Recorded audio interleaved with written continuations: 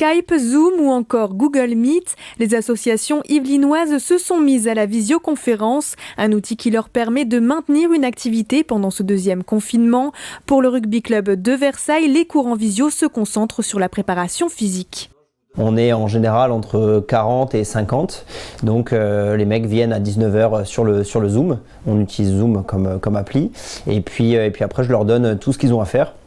Je leur explique ça dure entre 45 minutes et 1 heure, et puis les mecs en bavent un peu, quoi.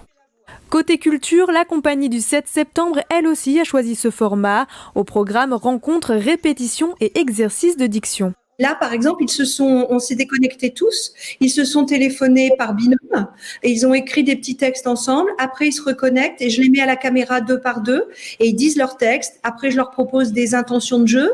Ils les jouent. Par exemple, voilà, ça peut être un exercice.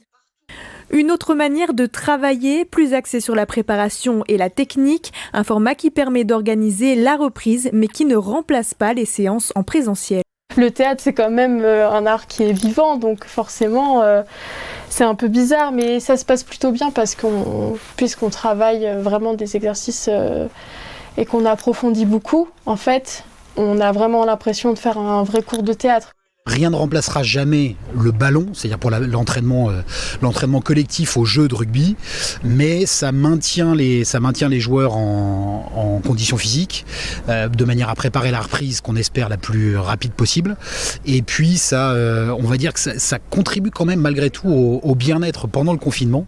Selon les annonces gouvernementales, ce mardi 24 novembre, les activités pourraient reprendre pour tous courant janvier.